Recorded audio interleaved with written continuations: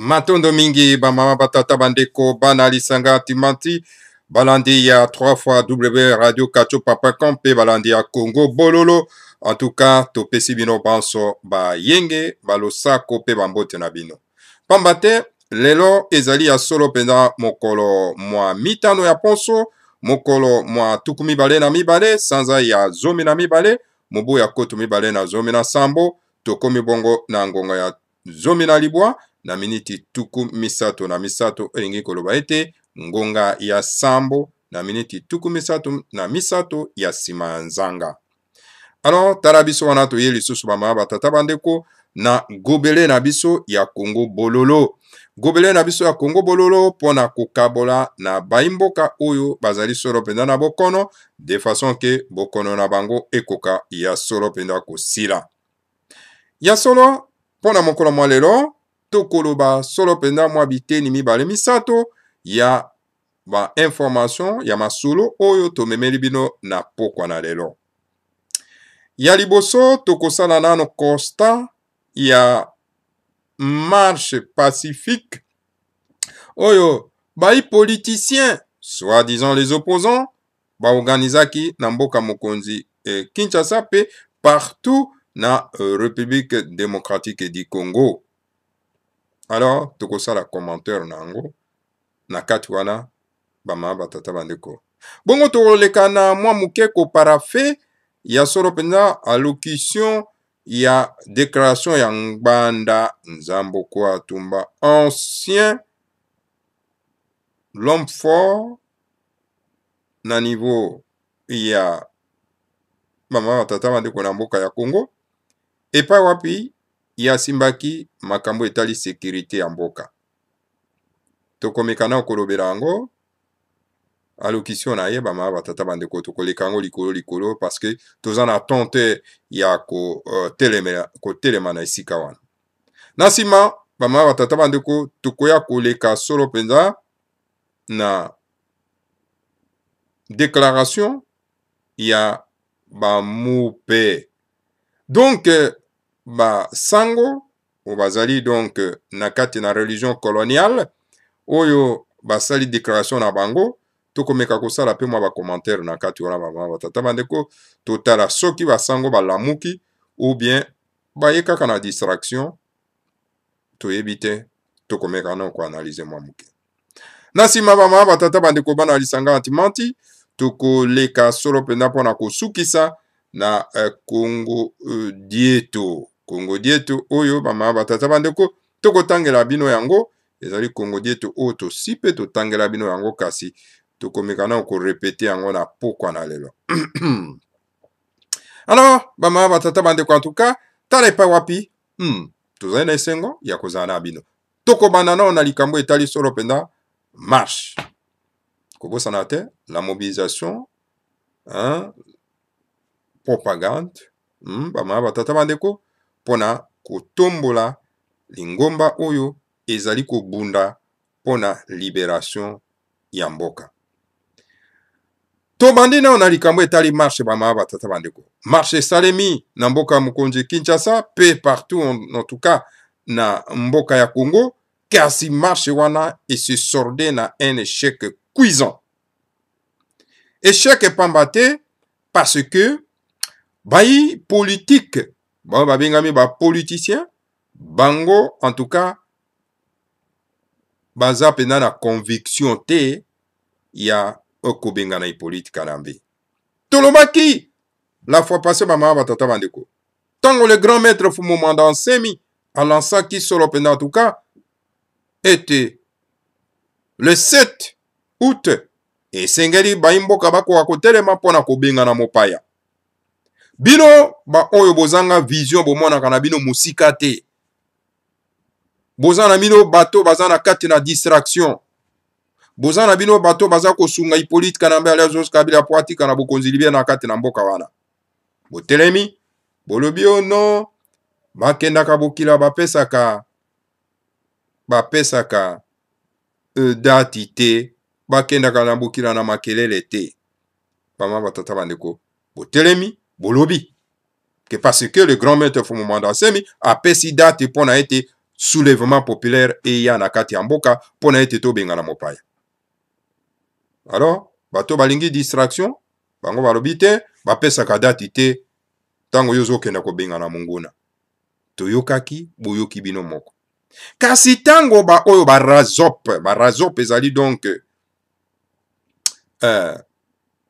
oyo bengi rassemblement razop rassemblement UDPS oyo ezali solo penda bamama batata bandeko une autre partie une autre association toloba ya PPRD oyo ezali parti du peuple rwandais pour la destruction du Congo. Matondo mingi na ndeko na biso oyo apesaki ngai définition wana nga nayebaki yango te matondo mingi na kosunga ngai pona kopesa ngai définition wana. Parti du peuple rwandais pour la destruction du Congo. Alors bama batata bandeko Razop ezali tout simplement l'émanation ya parti du peuple rwandais pour la démocratie, pour la destruction du Congo. Alors donc voilà bato yoyon surtout batelemaki pona komoto créneau que non mais écoutez ndenge nini fumu mandase mako kopesa date tango yo ozokenda kobenga na monguna opesa date. Mais lelo tango barazope oyo bas organiser marche na bango bapesi date mbalebele bapesi date bamama batata bandeko bofungola miso boko akotala bapesi date mbalebele. Mais tomoni moto moko te atelemi pona koloba ete ndenge nini ozokenda kobenga na mopaya osala makelele opesa date. Tomona bolimbisi tomonaki bangwanda batelemelaki likambo ya date oyo le grand maître Fumu Mwanda Nsemi apesaki po tobenga na mopaya botelemi. Oh non ndenge nini bapesaka date.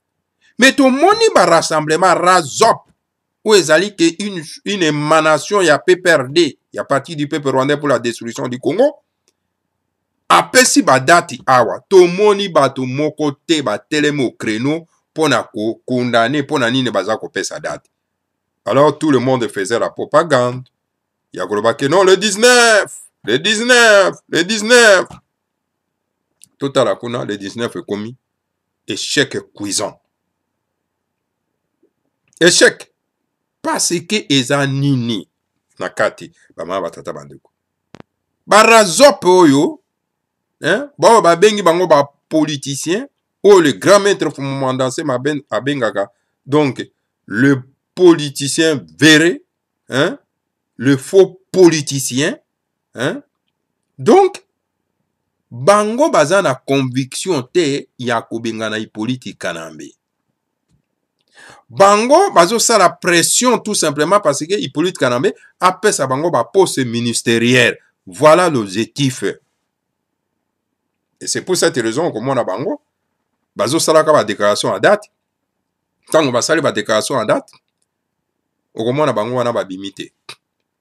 Basali moi lokuta ya kokena komi pesa na ba police et lokola si ba policier ba kangi bango lobi na tongo ba bimisi bango pour dire que ce sont des faux opposants. C'est la vérité. Avec Congo Bolo, les faux opposants, ils n'ont pas la conviction et ils ne sont pas déterminés. Yakobenga na mopaya. Ceux qui bazalaki déterminés à kobenga na mopaya, bakobenga mopaya wana na kombo na ye. Bakobenga Joseph Kabila, ça c'est un faux nom. C'est-à-dire accepter d'appeler, non pas cet imposteur Joseph Kabila, cela veut dire que Yondimi bakosa yo na kati ya mboka na. Voilà. Alors Yangwana, il y a qu'un seul opposant na kati ya mboka wana. Il y a qu'un seul résistant na kati ya mboka wana. Il y a qu'un seul combattant na kati ya mboka wana, c'est Fumu Mwanda Nsemi. C'est pour cette raison, tant qu'on y a ça qui date le 7 août, pour n'a été bato batele mapo ba benga na Hippolyte Kanambe, ba razop, ba ye, bango va pesi le 8, le 9, journée ville morte. C'est-à-dire mokola kokufa. Est-ce que vraiment ba ma batata bon mekana ko sosolo. bato wana baza déterminé mpona kobengana Hippolyte Kanambe? Non, bazosala je ya banguna. Alors tolamuka po balobi na bokoko na biso, balobi libenga ya zoba bakotisaka yango loboko kaka mbala moko, meso bakoti mbala mibale, wana ça ne va pas mama batata bandeko, ekosimba te. Alors donc c'est Razop bazosala na bango bakomedi. Boyokaki déclaration ya Kalombo na komba bapaya Franci, les gens qui portent, n'est-ce pas, kombo ya bapaya, ça dit qu'ils n'ont pas de valeur, hein? Sobriquet ya bapaya. Yona kati ya mboka no kola ta kombo ya Franci, okola ta kombo ya André, okola ta kombo ya Jean-Pierre, okola ta kombo ya Eliezer, okola ta kombo ya Daniel. Ça c'est une fausseté. Vous dites que vous combattez quoi là? Il faut d'abord qu'on combatte. Non, combat bapaya bolati. Pose à la vrai combattant et sengeli pour le bakozo bunda. Bundi sanano ezana kati na yo. Mais yozo bundi sanano ezana kati na ote. Ozo kumisando ya bapaya. Hein? Ono ngana ebi koloba français. La langue française, langue ya Molière, langue ya ba français, yo nègre noir yo komi ko se prétendre dango ke olobaka yango malam. O komi no donc ko seka ndeko na yo o azoloba lokota ya ba koko na ye. Non, vous êtes tout simplement que ozali na yo kaka un illettré intellectuel. Hein? Un illettré intellectuel. Moto ayebi kaka makambo baninga kasi ayebi te. Alors voilà, Franci Kalombo na komba bapaya Franci, alobaki yango asali déclaration. Alobi que non, il aza toujours membre ya PPRD, député à PPRD, azo koba toujours kolia mbongo ya ki député à PPRD, Parti du peuple rwandais pour la destruction du Congo. Franci Kalombo. Alors, aza ko se retrouver dans mekili ya poto. Alors aza ko côtoyer résistants combattants. Voilà en tout cas comment est-ce qu'on vous manipule comme des petits enfants. Mawa. Alors voilà. Bama batata bandeko bana lisanga antimati. Est-ce que bato ya ndenge wana bazali déterminé po babengana mopaya oyo epa wapi ye aza kolia mbongo ya ye mopaya aza kopesa? Non, pas du tout. Est-ce que vous pouvez comprendre que non moto wana kozala opposant? Non, pas du tout. Alors bama batata bandeko, esengeli yo mwana mboko fungola miso ete na kati ya mboka na biso Congo moto azali déterminé pona kobenga na Hippolyte Kanambe mopaya, ezali kaka fumu mwandanse. Mosusu azate. Botala bino moko. Tala ba opposant wana nyonso tu bozolo ba opposant. Qui cite le nom de Fumu Mwandansemi parmi eux? Parce que ce qu'on cite comme Fumu Mwandansemi, osa rallier na moto alinga benga na biso. Ozomona? Yango no moni batanga kate parce que yebi ete soki batangi egale okei na ngambo ya bato balingi babenga na biso. Parce qu'il y a un seul parti politique où ils ont déterminé, il y a Kobengana Hippolyte Kanambe na bokonzi na kati ya mboka. C'est parti Bundu Mayala. Les autres, ils sont que des collaborateurs. Bama batata bande. To fungola nano miso. Bako saka mbato mbala moko mibale te. Ceux bako so mbala mibale misato wana pendo komi vrai qui parangana. Torobateke vrai zoba. Alors voilà, bama batata bandeko. Donc le 19 décembre, ce n'est que tout simplement une énième distraction.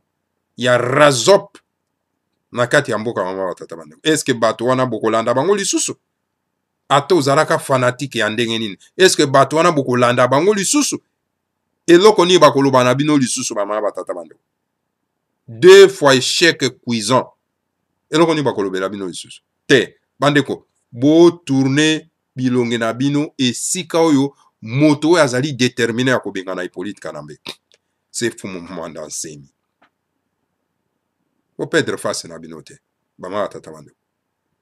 Bolanda ba propagande inutile ya ba journaliste oyo baza kolia kanyaka Hippolyte te. Bato na soupe pe baza koyebisa bino ke non bato mosusu bazolia soupe. Ok, bango moko bato na soupe. Voilà. Oyo tokoki koloba na likambo etali solo penda manifestation, marche ya le 19 devant l'occupation. Bokenda kosala marche ya nini? Marche pona kolakisa mécontentement na biso. C'est une fausseté. Voilà. Toleki bama batata bandeko.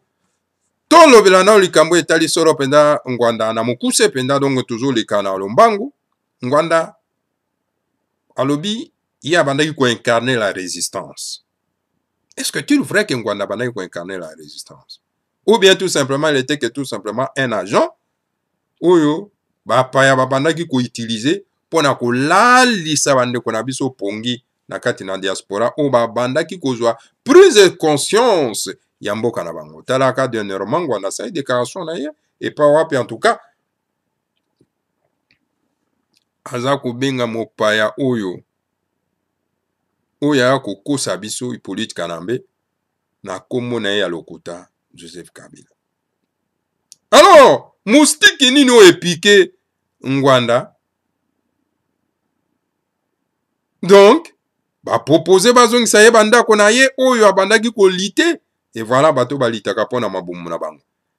Ngwanda a bapesi ye promesse ya kozongisa bandako na ye oyo bakonfistaki na bapaya. Yangwana en tout cas vorte face eye na mokolo mwa lelo. Alors motuna tokoki kotuna yangwana bama batata bandeko.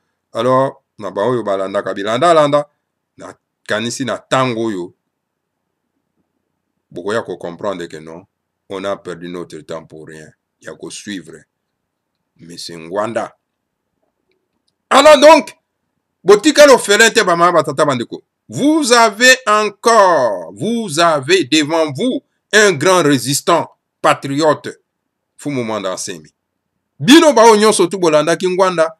Alors donc maintenant, bino nyonso bo sopana na kati ya bundu ya mayala, bino nyonso bo sopane pa Fumu Mwanda Nsemi pour ete to constituer une force ya kobenga na Hippolyte Kanambe. Bozali orphelin te. Bino nyonso bozalaki na pareko, bo rejoindre bundu ya mayala. Les vrais partis politiques et panafricains d'avant-garde. Oyo, en tout cas, ezako lité pona la renaissance du Congo. Pona ko benga na mo paya ba paya o ba yena kati ya mboka bazo bebisa mboka. Alors donc voilà, bama batata bandeko yangwana tozako benga bino na poko na lelo. Pona ete bo se la matete keno bakosa kibino na Monsieur Ngwanda et que maintenant vérité bimi a rejoindre na groupe ya barazop. Alors donc voilà bino nyonso tout ou bozala ki simana ye bo rejoindre Fumu Mwanda Nsemi, bo rejoindre bundu dia mayala pona ko militer pona ko benga na mopa parce que ezali le seul parti où ils ont compromis na mopaya na kati ya mboka. Voilà. La vérité reste la vérité. Et les mensonges restent les mensonges. Voilà bama batata bandeko banalisanga antimati. Toleki na lombango bama batata bandeko pona ko luba likambo etali solo penza ba mupe. Ba mupe bazali bato oyo bazako incarner la spiritualité étrangère. C'est-à-dire, spiritualité bapaya. C'est-à-dire, ba moupe baza bato ba catholique, etc. Alors, ba moupe basali déclaration na bango. Et pas wapi, en tout cas, bango balobi, le 31 décembre, ezali mokolo oyo, ba to nyonso, oyo balandaka lingomba oyo, bakoka kotelema, pona ko zongisa bosomi ya mboka na biso. Alors bamupe batelemi balobi, me esengeli toyoka mosengo atelema aloba wana. Toyoki nde bamupe balobi bamama batata bando, toyoki bamupe basali déclaration communiqué na bango, me mosengo azali wapi po ete atelema aloba na peuple. Mosengo azali moko ya province ya Bandundu, Mosakata. Alors donc Mosakata province ya Bandundu, epa wapi oyo boto bengi Kizengi auta, oyo aya ko légitimer Hippolyte Kanambe Mopaya. Kizengi bobenga Kizenga plutôt bolembese Kizenga oyo aya ko légitimer Hippolyte Kanambe Mopaya na kati ya mboka. Est-ce que Lumumba alobaka ete sima ya indépendance tukwa isusu kota na colonisation batuti Rwanda? Alors pourquoi Kizenga ye akenda kokota na colonisation atuti rwandaise? Hein? Pona nini akenda ko légitimer Mopaya na kati ya mboka? Et puis azwi pe courage ya kokenda ti na Congo central ko kokenda kokanga bundu dia Congo. Kizenga bakoko bakosanza yo, bakoko bakosanza yo parce que otia maboko na instrument ya tata nzambe apongo tolendo tobengi bundu dia Congo. Kizenga okomona ndengo kosuka yo Kizenga na mabota na yo politique oyo bakota na parti na yo wana, hein? Parti oyo ya ko légitimer bapaya na kati ya mboka. Alors voilà bama batata bandeko bana lisanga antimati. Donc bato oyo baza koya ko légitimer bapaya na kati ya mboka na bango moko, ezali bato oyo toko découdre na bango bama batata bandeko. Toko kotikela bango ata mokolo moko, hein, chance iteke basimba politique ya mboka na mikolo mizali koya. Alors yango wana mosengo oyo auti na mboka ya Bandundu yaza Mosakata, basali communiqué na bango, tolingi to mona ye mosengo atelema aloba na peuple. Toyoki communiqué na bango, to saluer yango, to moni ete bazwi prise de conscience, bon sens ye. Alors esengeli sikoyo parole na bango eleka solo penda na ba action. Tongi to mona ba action. Mobilisation tout azimit. Mikolo nyonso ba galvaniser la foule. Pona ete to bengana Mopaya. Pas seulement que un seul Mopaya Hippolyte Kanambe, mais ba paya oyo ba ye ko régner na kati na mabele ya ba koko na biso. Alors bama batata bandeko. Alors biso nyonso to esengeli to pousser ye. To pousser lingomba oyo to bengi catholique. Yango wana lingomba ya catholique esale appel.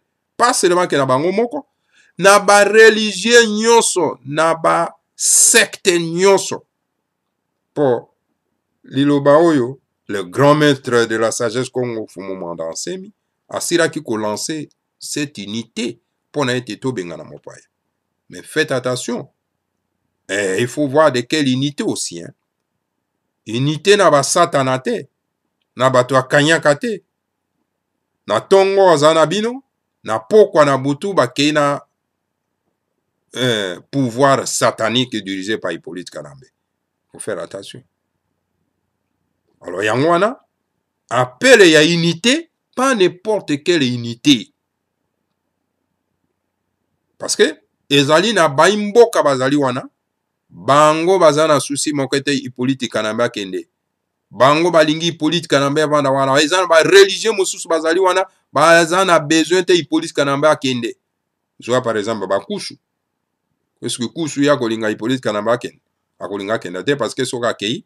Donc iye bakoya kotumba mwa résidence na wana asala na mbongo ya makila ya Hippolyte Kanambe azopesa. Voilà, bama batata bandeko bana lisanga antimati. wana ezalaki moi message tokoki kopesa soutien na église catholique, l'église coloniale oyo ezwi initiative ya kotelemisa baimboka mokolo mwa le 31 décembre ekozala un dimanche mpona kobengana bapaya oyo baye kobebisa mboka ya bakoko na biso. Tosalue tokoaccompagne toza kozela solo mpenza mikolo mizali koya la déclaration du grand maître de la sagesse Congo, parce que le grand maître de la sagesse Congo Fumumanda Nsemi ayebisaki na mosengo a joué rôle na ye etant que nganga na nzambe pona ko défendre peuple na ye oyo azali maîtrise. Voilà bama batata bandeko bana lisanga antimandi oto koyi kopesa bino concernant makambo ya ba catholique o bazwi initiative ya kosala méga marche na mokolo moi le 31. Le 31 ezali sema marche te mais ezali bolimbisi ezali solo penza soulèvement populaire. Le peuple va se soulever. Alors il faut esengeli basango ba loba langage clair. Marche te, totambola te. Soulèvement populaire pona kotoka ba paya ko bwaka bango na kati na ba fleuve, ko bwaka bango na fleuve Mwanza. Bo bazali pembeni ya océan Kalunga, biso tokobenga ngo océan Atlantique te. Wana omoza la Tintin. Poke na kobenga océan Atlantique te. Biso tozali na Atlantique te, biso tozali na océan Kalunga. Parce que tango océan etike pa mindele ekome pa na biso ekoki komema kombo na bango pa na biso te. Soki ekome pa na biso ezwi kombo oya biso l'océan Kalunga. Tango océan eza kuna kote ya ba Indien elataka océan Indien. Ozomona ndenge nini elongwi epai eza kuna pa mindele bazo benga ngo océan Atlantique ekome pa na biso to benga ngo pe océan Atlantique. Omoni kende otuna ba intellectuel illettré o bazala kati ya mboka ya kobenga ngo kaka océan Atlantique. Ok, biso bana bilaka toyebi kotia eloko na eloko na kombo na yango tokobenga ngo océan Atlantique te tokobenga ngo océan Kalunga. Ozomona océan Maya Kalunga. Voilà maman batata bandeko bana lisanga antimandi. Donc voilà, totoki bango to bwaki bango na Maya Kalunga, to bwaki bango solo pena en tout cas na ebale ya Mwanza. Qui dit ebale ya Mwanza, le puissant fleuve. Bobengi fleuve Congo. Voilà maman batata bandeko bana lisanga antimandi. Donc mokolo wana le 31 et sengeli to sala yango vraiment un écho ce qui réellement ba moupe bazali penza déterminé. Alors tokoye ba soki baza déterminé, le grand maître de la sagesse Congo a ko informer biso. Alors bongo toko pousser bango na soulèvement. Bino pe bana Kinshasa. Bino be monoko. Obe monoko biso bana kin. Mais botala ba petit peuple bazoa ko konza bino ko beta bino ba masas na esika oyo bino bobotami pe bokoli bino to monaki bino moko nani oyo chinois aza kozokisa ndeko na bino na marché me bovandi bozo tala bozo ganga kaka me boye bango na bamboka bapaya misusu yo mopaya penzo sima mbeli ndenge wana okenda kozokisa ndeko na bango me okokufa na marché wana. Solidarité na bino eza wapi? Chinois azobima gangi na kati ya marché asimbi pe mbele azozokisa ndeko na bino mwana mboka na kati ya mabele na bino bovandi bozo ganga. Bongo mabanga ezalaka wana ekei wapi pona kobeta ye penda donge na moto akwimba la moko. Me bozo sa soni. Boza na mboka bapaya bazo nyokolo bino. Na mboka na bino moko ba nyokolo bino. Yo kanisi vraiment yo congolais, soi-disant congolais. tozwaka identité yango bapaya ba kolo bapesa bino oyo bobenganaka bakongolais bolongwa bangala bolongwa bamongo bolongwa bakongo bolongwa babembe bolongwa balokele bolongwa balandu bolongwa baluba bokóma na bino bakongolais. Congolais eza na lokota nini lokota ya bapaya okomona mpe baintellectuel illettré bango na mpe balobaka yango congolais bayebaka ata esika congolais yango mpe uta te. Tomoni mpe bato mosusu oyo bazanga meme bwanya ya kokanisa bakomi nde kobenga bazairwa. Mais quelle de bêtises comme ça, vraiment bato bakomprenaka eloko te. Alors bokenda nano na Chine yo mongala yo mongo yo moluba kenda nano na Chine yo mokongo okenda kozokisa chinois osimba mbelo landa chinois nakanisi soki yo kobima vivant ekokamusa ngai. Boni complexe boy. Hein? Yango na ba petit peuple égaré, tout rwandais, bazo nyonga bino na kati na mboka na bino. Kaka monoko biso ba kinois. Mais il faut bolakisa quand même ki kinoiserie yango ya bino. Te bolamuka. Ngonge koki ya kolamuka. Solidarité oblige.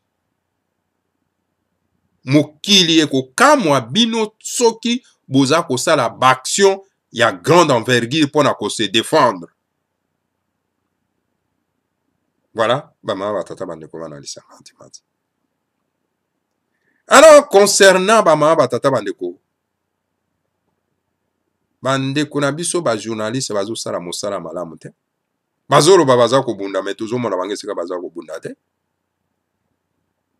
Tomonaka bango baza ko dénoncer kaka ba ministre, ba gouverneur, etc. Mais bato bazo sala crime. Zwa par exemple motoroko la Kalunda Motov alias Kalev. Ou azali allié ya Al-Qaïda pe ya ISIS. Avec son organisation terroriste qu'on appelle ANER. ANER c'est une organisation terroriste ou ezanamboka parce qu'ils a ko terroriser la population. ANER, une organisation terroriste liée à Al-Qaïda, dirigée par Kalunda Motov, ou azali allié à ISIS. Cet homme est en train de massacrer, d'assassiner, de terroriser la population congolaise. La population, le peuple Ngala, le peuple Luba, le peuple Mongo, le peuple Congo, le peuple Tetela, le peuple Nande. Kalunda Motov, alias Kalev. C'est lui, le grand terroriste de tous les temps, Nakati Amboka. Yo penza mwana ya mboka oza kondima o terroriser population na yo tout simplement parce que soutenir ou maintenir au pouvoir un imposteur mopaya na kati ya mboka. Et vous les journalistes, vous ne dénoncez pas.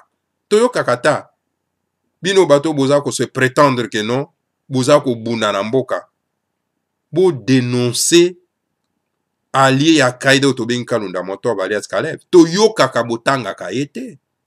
Bino, ba journaliste oyo. To kakabotanga kaete. Hein? Mais Kalunda Motov alias Kalev, il a tué plus que Ngwanda. Toyo kakabino boza ko telemela Ngwanda kuna na kati ya mboka wana. Hein? Kalunda Motov alias Kalev, il a tué plus que Ngwanda. Dans 20 ans, Basali na Bokonzi, ils ont tué plus que Mobutu.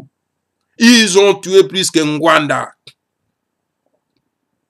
Et voilà, la machine terroriste, où est Simbami na Kalunda Motov, bino ba journaliste on a besoin de dénoncer en côté.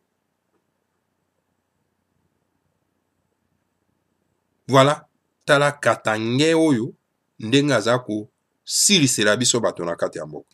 Aussi ça va journaliste, bah politicien, bah étudiant, bah homme d'affaires. Donc voilà. Mais mutu na vraiment na éviter ceux qui a ko vivre ndengeni na bo moyena na bana na ye. Hein? Na tuerio ya sali dans 20 ans wana kati ya mboka wana. Mais c'est grave. Et jusqu'à ce que il va s'en prendre dans tout mwana nzambe fumu mwanda nsemi. Ko kangaye, kuluka kubumaye.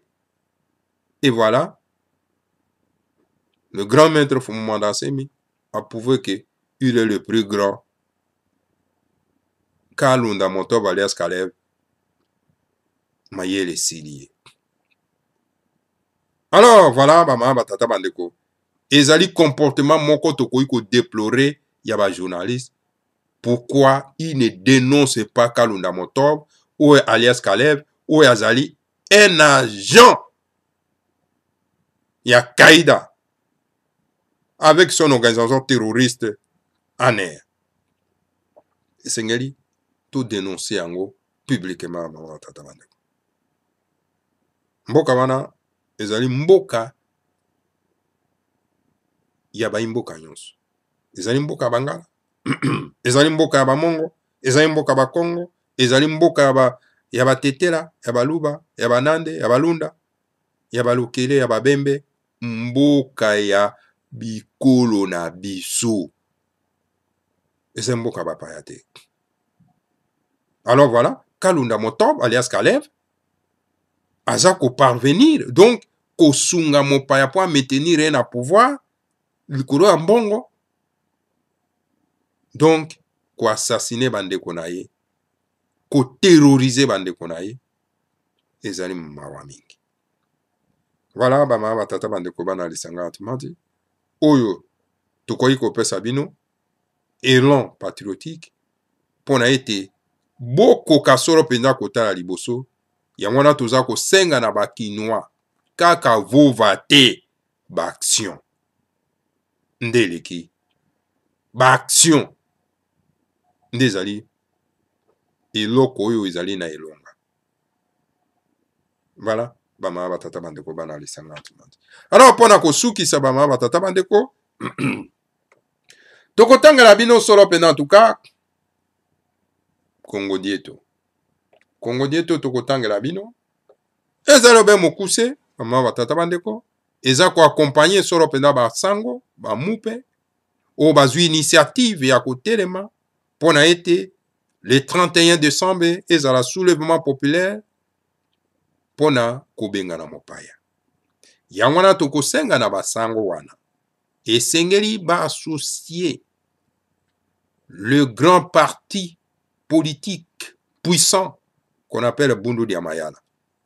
Il n'y a qu'un seul parti politique puissant dans ces pays. Où ezako milité pona ko bengana bapaya o baye na kati ya mboka o baye ko installer colonisation na bango. Il n'y a que Bundu Diamayala. Et avec son chef, Fumumanda Nsemi. Alors, Esengeli communiqué, il y a Barazop, il y a Bolimbisi, il y a Basango, et associer le grand maître Fumumanda Nsemi. Et Esengeli Mosengo a la déclaration claire et nette pour que Batoyon Sobako a rejoindre mouvement et soulèvement populaire Oyo Bango Balobi le 31 décembre. Mokolo Mwalomingo. Matondo mingi. Bama batata bandeko. Toke na lombango pono totangela bino Congo Dieto. Congo Dieto. Ototie liboso na mesa. Le grand maître Mwanda Nsemi n'est pas d'accord avec toute l'église qui endort le peuple en lui disant que tout pouvoir vient de Dieu. Toi d'accord te? Na lulengo mangomba mazana kati ya mboka ezali koloba ete bokonzi nyonso tu eutaka epa na Nzambe. Alors na yango, pourquoi l'Occident a renversé du pouvoir le président Kasavubu alors que paraît-il tout pouvoir vient de Dieu? Bongo pona nini soki pour bokonzi nyonso euti epa na Nzambe, alors pona nini mindele bakendeki kolongola Kasavubu na bokonzi, mbuta Kasavubu bakendeki kolongola na bokonzi pona nini? Soki bokonzi nyonso tu eutaka epa na Nzambe. Pourquoi l'Occident a renversé le premier ministre Patrice Lumumba du pouvoir alors que tout pouvoir paraît-il vient de Dieu? Alors soki bokonzi nyonso euti epa na Nzambe. Bongo pona nini bamindele bakendaki kolongola mbuta Lumumba? Pone bakendaki kolongola ye na ki premier ministre na ye. Alors pourquoi l'Occident a renversé le président Kadhafi du pouvoir alors que, paraît-il, tout pouvoir vient de Dieu? Bongo soki vraiment bokonzi surtout taka n'est pas na Nzambe. Bongo pona nini mindele bakenda ikolongola Kadhafi Sarkozy na lingomba na ye bakenda ikolongola Kadhafi na bokonzi na kati na Libye. Pona nini? Pourquoi le président américain George W. Bush a renversé du pouvoir le président Saddam Hussein d'Irak alors que, paraît-il, tout pouvoir vient de Dieu? Soki bokonzi soto takana Nzambe. Alors, pona nini, président George W. Bush akendaki ko renverser na pouvoir, donc ko longola na bokonzi Saddam Hussein jusqu'à ce que ko pendre ye na kati na mabeye na mboka na ye. Mbama batata bandeko. Pourquoi l'opposition vénézuélienne veut renverser le président vénézuélien alors que, paraît-il, tout pouvoir vient de Dieu? Soki ya solo penda bokonzi nyonso yutaka epana Nzambe ndenge ba bolobaka bongo pona nini opposition vénézuélienne ezali kosala mosala ya kokenda kolongola président vénézuélien na kombo ya Maduro na bokonzi na mboka na ye. Pourquoi l'Amérique souhaiterait renverser le président nord-coréen du pouvoir alors que, paraît-il, que tout pouvoir vient de Dieu? Soki pe bokonzi surtout otaka na pa na Nzambe. Bongo pona nini président ya États-Unis d'Amérique aza kosala mosala ya koluka kokenda kolongola le président coréen nord-coréen, je veux dire, na bokonzi na kati na mboka na ye. Pona ni Trump azosala pona mosala ya koluka kokenda kolongola président nord-coréen. Soki bokonzi surtout eutaka epa ya Nzambe. Pourquoi le peuple congolais veut chasser Hippolyte Kanambe du pouvoir afin qu'il rentre au Rwanda, en Tanzanie ou l'île de Chisel, alors que, paraît-il, tout pouvoir vient de Dieu? Alors, pona nini lelo oyo baimboka bana na Congo, bazali kosala mosala ya koluka kobenga na Hippolyte Kanambe o azali mopaya azonga na mboka na ye na Rwanda o biakenda na île ya Chisel. Tango tolobi ete bokonzi nyonso to eutaka epai na Nzambe. En tout cas, le pouvoir d'Hippolyte Kanambe, le Tutsi rwandais, ne vient pas de Dieu, puisqu'il vient de l'Occident et qu'il a décidé, après avoir écarté Laurent Kabila du pouvoir en tuant. C'est l'Occident qui a décidé de placer au Congo-Kinshasa un Tutsi rwandais afin de mettre main basse à la terre du Congo-Kinshasa et à la richesse de la République démocratique du Congo. Alors, Nayango, bokonzi ya Hippolyte Kanambe, bandeko, euti epai na Nzambe te. Bokonzi ya Hippolyte Kanambe, euti epai ya Mvuluzi Kimbangu te. Bokonzi ya Hippolyte Kanambe, euti epai ya Mindele. Mindele bato bazwaki mokano ya kozwa Hippolyte Kanambe pona kotia na bokonzi, pona ete bakoka kotia maboko na kita oyo ezali na kati na mboka ya Congo. Bokonzi ya Hippolyte Kanambe euti na epai na Nzambe te, euti epai na Mvuluzi Kimbangu te. Nkusu aza moto na lokuta, nkusu moto na lokuta, moto na kanyaka. Bokonzi ya Hippolyte Kanambe euti epai na Nzambe te. Jamais. Mama batata bandeko bana lisanga atimati. Donc, mindele bato batieke na bokonzi et non Nzambe. Soki bolobi ke bokonzi ya Hippolyte Kanambe ezala Nzambe, engi koloba ete banzambe yango na bino bazalaka nde mindele, yango bino bana na Congo, banzambe na bino bazalaka nde mindele, po mindele bato batiaki Hippolyte Kanambe na bokonzi, pona tango oyo babomi Laurent Désiré Kabila, bakamati batie na bokonzi. Donc nza banzambe na bino bazalaka nde mindele, soki bolobi ete bokonzi ya Hippolyte Kanambe ezali bokonzi ya Nzambe, donc banzambe yango na bino bazalaka nde mindele. Et pourtant, pendant les 5 années du pouvoir du président Kassavubu, Et les 32 années du pouvoir du président Mobutu, on n'a jamais interdit à l'Occident la coopération technique avec le Congo en exploitant certaines richesses du Congo. Ainsi, dur que pour mieux exploiter, je dis bien, pour mieux exploiter certaines richesses du Congo, ainsi dur que pour mieux exploiter les richesses du Congo-Kinshasa, il faut placer à sa tête un Tutsi rwandais et simplement de la mauvaise foi. Alors, pona kolobake, pona ete tokoka kozwa kita oyo eza na kati na mabele oyo ya Congo. Esengeli tokenda kozwa mopaya totie na pouvoir po tokoka koyiba malamu. Kosala ndenge wana en tout cas ezali kozala motema mabe. Eza malamu te. Eza kozala motema mabe. En tout cas, tout pouvoir ne vient pas de Dieu. En tout cas, bokonzi surtout te pas dans Nzambe te. Car certains pouvoirs viennent du peuple souverain. Bokonzi mosusu euti na baimboka. D'autres pouvoirs viennent de l'extérieur qui vous imposent un faussaire étranger. Kasi bokonzi mosusu euti na libanda et pas wapi baza ko imposer bino mopaya. Il y a aussi un certain vrai pouvoir qui vient de Dieu.